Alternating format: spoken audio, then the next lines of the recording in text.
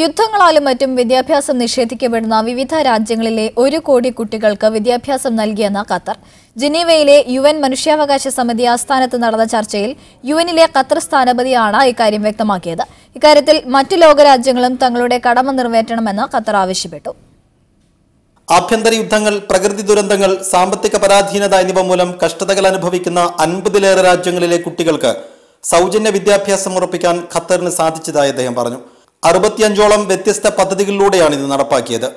യുദ്ധക്കെടുതികൾ അനുഭവിക്കുന്ന മേഖലകളിലെ കുട്ടികൾക്കായി PEIC, GCPEA, education above all എന്നിങ്ങനെ വിവിധ വിദ്യാഭ്യാസ പദ്ധതികളാണ് ഖത്തർ നടപ്പാക്കി വരുന്നത്. രാജ്യാന്തര തലത്തിൽ 82 സംഘടനകളുടെ സഹായം ഇക്കാര്യത്തിൽ ഖത്തറിന് ലഭിക്കുന്ന കാര്യവും അദ്ദേഹം ഓർമ്മിപ്പിച്ചു. സുസ്ഥിര വികസനം സാധ്യമാവണമെങ്കിൽ എല്ലാവർക്കും മെച്ചപ്പെട്ട വിദ്യാഭ്യാസം ലഭിക്കണം. ഇക്കാര്യത്തിൽ മുഴുവൻ ലോകരാജ്യങ്ങളും തങ്ങളുടെ കടമ നിറവേറ്റേണ്ടതുണ്ടെന്നും അലി ഖൽഫാൻ അൽ മൻസൂരി ഓർമ്മിപ്പിച്ചു. വിദ്യാഭ്യാസം കുട്ടികളുടെ അടിസ്ഥാനാവകാശമായി ഐക്യരാഷ്ട്രസഭ അംഗീകരിച്ചതിന്റെ 30ാം വാർഷികത്തോടനുബന്ധിച്ചാണ് ജനീവയിൽ പ്രത്യേക ചർച്ച സംഘടിപ്പിച്ചത്. Media 1 Doha. സൗദി അറേബ്യയിലെ പുതിയ ഇന്ത്യൻ സ്ഥാനപതിയായി ഡോക്ടർ ഔസഫ് സായിദിനെ നിയമിച്ചു. കേന്ദ്ര വിദേശകാര്യ മന്ത്രാലയമാണ് ഉത്തരവിറക്കിയത്. കാലാവധി അവസാനിച്ചു മടങ്ങുന്ന അഹമ്മദ് ജാവേദിന്റെ ഒഴിവിലേക്കാണ് പുതിയ നിയമനം. ഔസഫ് സായിദ് നേരത്തെ ജിദ്ദയിൽ കോൺസുൽ ജനറലായി സേവനമനുഷ്ഠിച്ചിരുന്നു. നിലവിൽ സീഷെൽസിൽ ഹൈക്കമ്മീഷണറാണ്. 1989 ബാച്ച് IFSകാരനായ ഔസഫ് ഹൈദരാബാദ് സ്വദേശിയാണ്. ജിദ്ദ കിങ് അബ്ദുൽ അസീസ് വിമാനത്താവളത്തിലെ ഹജ്ജ് ഉംറ ടെർമിനലിൽ 2ാം ഘട്ട കൺട്രോൾ ആൻഡ് ഓപ്പറേഷൻ റൂം ഉദ്ഘാടനം ചെയ്തു. തീർത്ഥാടകരുടെ യാത്രാ നടപടികൾ വേഗത്തിലാക്കുന്നതിനും സേവനങ്ങൾ മികച്ചതാക്കുന്നതിനും വേണ്ടിയാണിത്. ജിദ്ദ മേഖല ഹജ്ജ് ഉംറ മന്ത്രാലയ ബ്രാഞ്ച് ഓഫീസ് മേധാവിയുടെ സാന്നിധ്യത്തിലായിരുന്നു ഉദ്ഘാടനം. ജിദ്ദ മേഖല ഹജ്ജ് ഉംറ മന്ത്രാലയ ബ്രാഞ്ച് ഓഫീസ് മേധാവി എഞ്ചിനീയർ മർവാൻ സുലൈമാനിയുടെ സാന്നിധ്യത്തിലായിരുന്നു ഉദ്ഘാടനം. തീർത്ഥാടകർക്കും ഹജ്ജ് ഉംറ മേഖലയിൽ സേവനങ്ങളിൽ ഏർപ്പെടുന്നവർക്കുമിടയിലെ വിവര കൈമാറ്റം എളുപ്പമാക്കുന്നതിനും പ്രശ്നങ്ങളും പരാതികളും വേഗത്തിൽ പരിഹരിക്കുന്നതിനും ലക്ഷ്യമിട്ടാണിത്. കൺട്രോൾ റൂമിലൂടെ ഹജ്ജ് ഉംറ സേവന രംഗത്തുള്ള വകുപ്പുകളുമായി വേഗത്തിൽ ബന്ധപ്പെടാനാകുമെന്ന് മന്ത്രാലയ ഓഫീസ് മേധാവി പറഞ്ഞു. സേവന പ്രവർത്തനങ്ങൾ വ്യവസ്ഥാപിതമാക്കാനും ഇതുവഴി സാധിക്കും. തീർത്ഥാടകരുടെ പോക്കുവരവുകൾ, ബസ്സുകളുടെ നീക്കം, യാത്രാ നടപടികൾ തുടങ്ങിയവ അറിയാനും സേവനങ്ങൾ മികച്ചതാക്കാനും കാത്തിരിപ്പ് കുറക്കാനും ഇത് സഹായിക്കുമെന്നും അദ്ദേഹം പറഞ്ഞു. Gafoor Kondotty, media 1, Jeddah. Retail വ്യാപാര രംഗത്ത് പ്രവർത്തിക്കുന്ന റീജൻസി ഗ്രൂപ്പിന്റെ പുതിയ ബ്രാൻഡായ കോസ്റ്റോ കുവൈത്തിൽ പ്രവർത്തനം ആരംഭിച്ചു. കൈത്താനിൽ സജ്ജീകരിച്ച ആദ്യ കോസ്റ്റോ ഔട്ട്ലെറ്റിന്റെ ഉദ്ഘാടനം ഷെയ്ഖ് ദാവൂദ് സൽമാൻ അസബാഹ് നിർവഹിച്ചു. കൈത്താൻ ബ്ലോക്ക് 8ലുള്ള നാസർ അൽഗിയാൻ കോംപ്ലക്സിലാണ് 14,000 ചതുരശ്ര അടി വിസ്തൃതിയിൽ കോസ്റ്റോ ഔട്ട്ലെറ്റ് ഒരുക്കിയത്. ഭക്ഷ്യവസ്തുക്കൾ, നിത്യോപയോഗ സാധനങ്ങൾ, ഗൃഹോപകരണങ്ങൾ, ഫാഷൻ, ഇലക്ട്രോണിക്സ് എന്നിവ ലഭ്യമാണ്. ചെറിയ വിൽപ്പന കേന്ദ്രങ്ങൾ വഴി ദൈനംദിനോപയോഗത്തിനുള്ള സാധനങ്ങൾ ഉപഭോക്താക്കൾക്ക് ഏറ്റവും അടുത്ത സ്ഥലത്ത് ലഭ്യമാക്കുകയെന്നതാണ് കോസ്റ്റോ ബ്രാൻഡ് കൊണ്ട് ലക്ഷ്യമിടുന്നതെന്ന് ഉദ്ഘാടനത്തോടനുബന്ധിച്ച് നടത്തിയ വാർത്താസമ്മേളനത്തിൽ റിജൻസി ഗ്രൂപ്പ് പ്രതിനിധികൾ അറിയിച്ചു. ഓരോ സ്റ്റോറിലും ഏതൊക്കെ ബ്രാൻഡുകളും ഉൽപ്പന്നങ്ങളും ലഭ്യമാക്കണമെന്നത് തീരുമാനിക്കുന്നത് ഉപഭോക്താക്കളായിരിക്കും. കുവൈത്തിന്റെ വിവിധ ഭാഗങ്ങളിൽ കൂടുതൽ ഔട്ട്ലെറ്റുകൾ ആരംഭിക്കുമെന്നും മാനേജ്മെന്റ് അറിയിച്ചു. Regency group managing director doctor Anwar Ameen, director Abubakar, grand hyper chairman Jasim Muhammad Khamis Al Sarah, grand regional director Ayub Kacheri തുടങ്ങിയവർ ഉദ്ഘാടന ചടങ്ങിൽ സംബന്ധിച്ചു. Media 1, Kuwait city. പോലീസ് വെടിവയ്പിൽ മാവോയിസ്റ്റ് നേതാവ് CP ജലീൽ കൊല്ലപ്പെട്ടതിൽ ദുരൂഹതയേറുന്നു. മാവോയിസ്റ്റുകൾ വെടിയുതിർത്തപ്പോൾ ആത്മരക്ഷാർത്ഥമാണ് വെടിവെച്ചതെന്നായിരുന്നു പോലീസ് ഭാഷ്യം. അതേസമയം ആദ്യം വെടിയുതിർത്തത് പോലീസാണെന്നാണ് റിസോർട്ട് അധികൃതരുടെ വെളിപ്പെടുത്തൽ. ലക്കിടിയിൽ ദേശീയപാതയോരത്തെ സ്വകാര്യ റിസോർട്ടിൽ വെടിവെപ്പ് നടന്ന് 12 മണിക്കൂറുകൾക്ക് ശേഷമാണ് പോലീസ് മാവോയിസ്റ്റ് നേതാവ് CP ജലീലിന്റെ മരണം സ്ഥിരീകരിച്ചത്. ആത്മരക്ഷാർത്ഥം പോലീസ് നടത്തിയ വെടിവെപ്പിലാണ് ജലീൽ കൊല്ലപ്പെട്ടതെന്ന വാദത്തിന് വിരുദ്ധമായാണ് റിസോർട്ട് അധികൃതർ പ്രതികരിച്ചത്. ഭക്ഷണം വേണമെന്ന് പറഞ്ഞപ്പോൾ അത് ഉണ്ടാക്കാനായിട്ട് നമുക്കൊരു 1/4 മണിക്കൂർ ടൈം എടുത്തു. അപ്പോൾ ആ സമയത്താണ് പെട്ടെന്ന് തന്നെ കുറച്ച് പോലീസുകാർ വിത്ത് ഗൺ വന്നിട്ട് ഷൂട്ടിംഗ് തുടങ്ങിയത്. എങ്ങനെയാണ് പോലീസ് ഇവിടെ എത്തിയതെന്ന് ഞങ്ങൾക്ക് അറിയില്ല. കഴിഞ്ഞ ദിവസം പകൽ മുഴുവൻ കനത്ത പോലീസ് സുരക്ഷയുണ്ടായിരുന്ന ലക്കിടിയിൽ വൈകുന്നേരത്തോടെ പോലീസ് പിരിഞ്ഞുപോയത് പ്രദേശവാസികളെ ആശങ്കയിലാഴ്ത്തി. പോലീസ് സുരക്ഷ റിസോർട്ടിന് മാത്രമാണെന്നും തങ്ങൾ ഭീതിയിലായിരുന്നെന്നുമാണ് തൊട്ടടുത്ത വീട്ടുകാർ പ്രതികരിച്ചത്. ഞങ്ങളെല്ലാവരും ഭയത്തിലാണ്. ശരിക്കും ഞങ്ങളിവിടെ കുടുംബമായിട്ട് താമസിക്കുന്നതാണ്. അതിനുവേണ്ട സെക്യൂരിറ്റി ഒന്നും ഇന്നലെ ഇവിടെ ഇല്ല. പോലീസുകാർ വളരെ കുറവായിരുന്നു. CP ജലീലിന്റെ കൂടെയുണ്ടായിരുന്നയാളെ മുഖംമൂടി ധരിച്ചതിനാൽ തിരിച്ചറിയാനായില്ലെന്നും വെടിയേറ്റ ഇയാൾ റിസോർട്ടിന് പിന്നിലെ കാട്ടിലേക്ക് കടന്നുവെന്നുമാണ് പോലീസ് പറയുന്നത്. എന്നാൽ ഒരു ദിവസം മുഴുവൻ സായുധരായ തണ്ടർബോൾട്ട് സംഘം തെരച്ചിൽ നടത്തിയിട്ടും ഇയാളെ കണ്ടെത്താനായില്ലെന്നതും ദുരൂഹമാണ്. Mujeeb Rahman, media 1, Wayanad.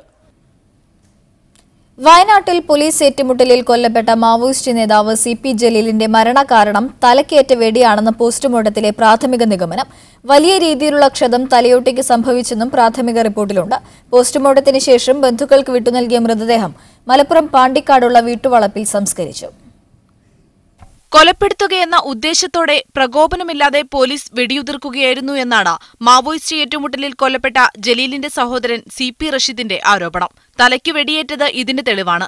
പോലീസിനെതിരെ കൊലക്കുറ്റത്തിന് FIR register ചെയ്ത് അന്വേഷണം നടത്തണമെന്നും റഷീദ് ആവശ്യപ്പെട്ടു. ഇവർ കൊലയാളികളാണെന്ന് റിസോർട്ട് മാനേജർ പറഞ്ഞു കഴിഞ്ഞു. അപ്പോൾ അതിന്റെ അർത്ഥത്തിൽ ഇവർക്കെതിരെ പോലീസ് FIR രജിസ്റ്റർ ചെയ്തുകൊണ്ട് കേസ് രജിസ്റ്റർ ചെയ്തുകൊണ്ട് അന്വേഷണം നടത്തണം. ജലീലിന്റെ മരണകാരണം തലക്കേറ്റ വെടിയാണെന്നാണ് പോസ്റ്റ്മോർട്ടം റിപ്പോർട്ടിലെ പ്രാഥമിക നിഗമനം. CP ജലീലിന്റെ ശരീരത്തിൽ 3 വെടിയേറ്റിട്ടുണ്ടെന്ന് ഇൻക്വസ്റ്റ് റിപ്പോർട്ടിലുണ്ടായിരുന്നു. കോഴിക്കോട് മെഡിക്കൽ കോളേജിൽ നടന്ന പോസ്റ്റ്മോർട്ടം നടപടികൾക്ക് ശേഷം മൃതദേഹം ബന്ധുക്കൾക്ക് വിട്ടുനൽകി.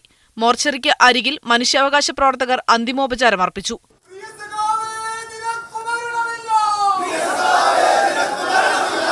മലപ്പുറം പാണ്ടിക്കാട് എത്തിച്ച മൃതദേഹം പൊതുദർശനത്തിന് ശേഷം വീട്ടുവളപ്പിൽ സംസ്കരിച്ചു. ഏറ്റുമുട്ടലല്ല, ഏകപക്ഷീയമായ വെടിവെപ്പാണെന്നാണ് ബന്ധുക്കളുടെ ആരോപണം. ആ സാഹചര്യത്തിൽ ജുഡീഷ്യൽ അന്വേഷണം തന്നെയാണ് അവർ ആവശ്യപ്പെടുന്നത്. ഷിബു ചെടിച്ചേരിക്കൊപ്പം ഷിത ജഗത്, മീഡിയ 1, കോഴിക്കോട്. വൈത്തിരിയിൽ ജലീൽ എന്ന യുവാവിനെ പിറകിൽ നിന്ന് വെടിവെച്ചു കൊല്ലാൻ പോലീസിന് ആരാണ് അധികാരം നൽകിയതെന്ന് KPCC പ്രസിഡന്റ് മുല്ലപ്പള്ളി രാമചന്ദ്രൻ. വ്യാജ ഏറ്റുമുട്ടലുകൾ മാനവികതയ്ക്ക് ചേർന്നതല്ല. മുഖ്യമന്ത്രി മൗനം വെടിഞ്ഞ് സത്യം തുറന്നു പറയണമെന്നും മുല്ലപ്പള്ളി ആവശ്യപ്പെട്ടു. ഒരു മനുഷ്യനെ പിറകിൽ നിന്ന് വെടിവെക്കുക എന്നിട്ട് പറയാണ് അദ്ദേഹം ആദ്യം വെടിയുറച്ചത് കൊണ്ടാണെന്ന് പറഞ്ഞാൽ ആരെ വിശ്വസിക്കാൻ സാധിക്കും? ഈ ഫേക്ക് എൻകൗണ്ടേഴ്സ് ഒരിക്കലും അംഗീകരിക്കാൻ സാധ്യമല്ല. പ്രത്യേകിച്ച് ഒരു കമ്മ്യൂണിസ്റ്റ് ഭരണകൂടം. മുഖ്യമന്ത്രിയാണ് അദ്ദേഹത്തിന്റെ മൗനം. അദ്ദേഹം വെടിയണം, അദ്ദേഹം പറയണം. വയനാട്ടിൽ മാവോയിസ്റ്റുകളെ വെടിവെച്ചു കൊല്ലേണ്ടി വന്നത് സർക്കാരിന്റെ നയപരമായ പാളിച്ചയാണെന്ന് പ്രതിപക്ഷ നേതാവ് രമേശ് ചെന്നിത്തല. സുപ്രീംകോടതി മാർഗനിർദ്ദേശപ്രകാരമുള്ള അന്വേഷണം നടക്കണം. ചോര ചിന്താതെ മാവോയിസ്റ്റുകളെ തടയുന്നതിൽ സർക്കാർ പരാജയപ്പെട്ടുവെന്നും ചെന്നിത്തല കോഴിക്കോട്ട് പറഞ്ഞു. തുടർച്ചയായി ഉണ്ടാകുന്ന ഇത്തരം മാവോയിസ്റ്റ് കൊല്ലുന്ന ഈ സംഭവം സർക്കാരിൻ്റെ പിടിപ്പുകേട് കൊണ്ടുണ്ടാകുന്നതാണ്. മാവോയിസ്റ്റുകളെ നിയന്ത്രിക്കുന്ന കാര്യത്തിൽ സർക്കാരിൻ്റെ പോളിസി അല്ലെങ്കിൽ നയം, സ്ട്രാറ്റജി പൂർണ്ണമായി പരാജയപ്പെട്ടിരിക്കുന്നു. മറ്റൊരു പ്രധാന വാർത്തയിലേക്ക്. യമൻ സമാധാന നീക്കങ്ങൾക്കിടെ വീണ്ടും സൗദിയിലേക്ക് ഹൂത്തികളുടെ ഡ്രോൺ ആക്രമണ ശ്രമം. അബഹ ലക്ഷ്യമാക്കിയ ഇറാൻ നിർമ്മിത ഡ്രോൺ സൗദി റോയൽ എയർഫോഴ്സ് തകർത്തു.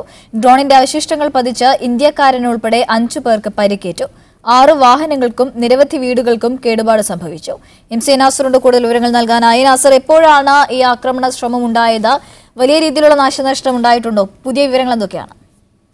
ഇന്ന് വെളുപ്പിനാണ് ഈ ഒരു ആക്രമണം ഉണ്ടായിരിക്കുന്നത്. നമുക്കറിയാൻ സാധിക്കും, പിന്നിട്ട് 6 മാസമായിട്ട് ഏറെക്കുറെ സമാധാനപരമായിട്ടുള്ള ഒരു സാഹചര്യമായിരുന്നു സൗദിയുടെയും യമന്റെയും അതിർത്തിയിൽ നിലനിന്നത്.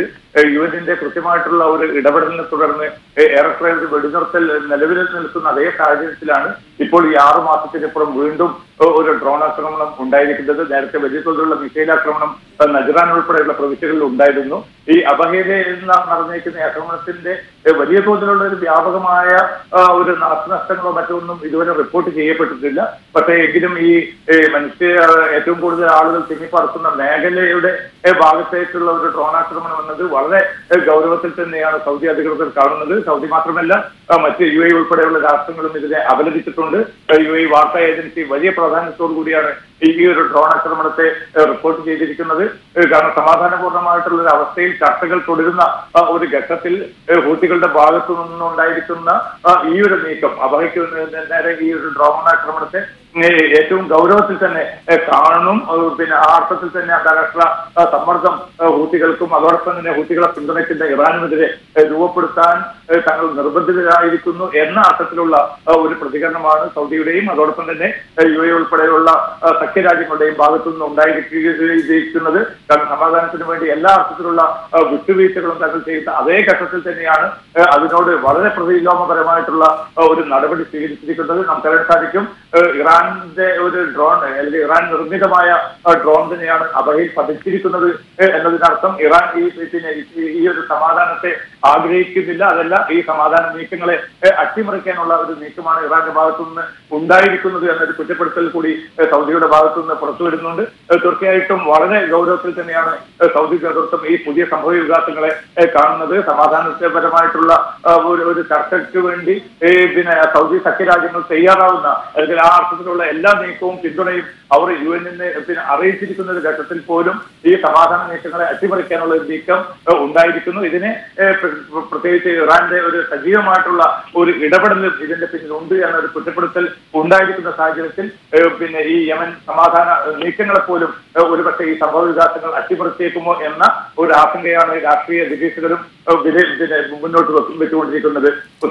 യമൻ സമാധാന നീക്കങ്ങൾക്കിടെ വീണ്ടും സൗദിയിലേക്ക് ഹൂത്തികളുടെ ഡ്രോൺ ആക്രമണ ശ്രമം അബാഹ ലക്ഷ്യമാക്കി ഇറാൻ നിർമ്മിത ഡ്രോണാണ് സൗദിയിലേക്ക് പതിച്ചത്. Air force drone തകർത്തിട്ടുണ്ട്.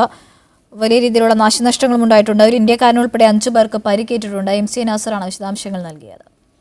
മലപ്പുറം സ്വദേശി റിയാദിൽ നിര്യാതനായി. കൊളപ്പുറം ആസാദ് നഗർ സ്വദേശി പുളിക്കാത്ത് തുമ്പയിൽ അഹമ്മദ് കുട്ടിയാണ് മരിച്ചത്. വർഷങ്ങളായി സൗദിയിൽ ജോലി ചെയ്തു വരികയായിരുന്നു. മൃതദേഹം ആശുപത്രി മോർച്ചറിയിലേക്ക് മാറ്റി. സൗദിയിലെ ജുബൈലിൽ ഹൃദയാഘാതത്തെ തുടർന്ന് വ്യവസായി മരിച്ചു. കർണാടക സ്വദേശി ആൽവിനാണ് ഡ്രൈവിംഗിനിടെ കുഴഞ്ഞു വീണ് മരിച്ചത്. 20 വർഷമായി സൗദിയിലുള്ള ആൽവിൻ ജുബൈലിൽ സ്ഥാപനം നടത്തി വരികയായിരുന്നു. മൃതദേഹം ജുബൈൽ അൽമന ആശുപത്രി മോർച്ചറിയിലേക്ക് മാറ്റി. ലോക വനിതാ ദിനത്തോടനുബന്ധിച്ച് ഫ്രണ്ട്സ് കൾച്ചറൽ ഫോറം ഖത്തർ ദോഹയിൽ വിവിധ പരിപാടികൾ സംഘടിപ്പിച്ചു. പാഴ്വസ്തുക്കളിൽ നിന്ന് അവശ്യ സാധനങ്ങൾ നിർമ്മിക്കുന്ന ക്രാഫ്റ്റ് ഇൻസ്റ്റലേഷൻ മത്സരത്തിൽ ജസീല ജിഷാദ്, ഷീബ അശോകൻ, റുസ്ന എന്നിവർ യഥാക്രമം 1 മുതൽ 3 വരെയുള്ള സ്ഥാനങ്ങൾ സ്വന്തമാക്കി. സ്ത്രീകളുടെ അവസര പങ്കാളിത്തം, അവകാശ സംരക്ഷണം, ലോക പ്രശസ്ത വനിതകൾ തുടങ്ങിയ വിഷയങ്ങളിലായി ക്വിസ് മത്സരവും സംഘടിപ്പിച്ചു. ബാലൻസ് ഫോർ ബെറ്റർ എന്ന പ്രമേയത്തിൽ നടത്തിയ ടേബിൾ ടോക്കിൽ FCC വനിതാ ടോസ്റ്റ് മാസ്റ്റർ ക്ലബ് അംഗം സിബി ജോസഫ് വിഷയം അവതരിപ്പിച്ചു.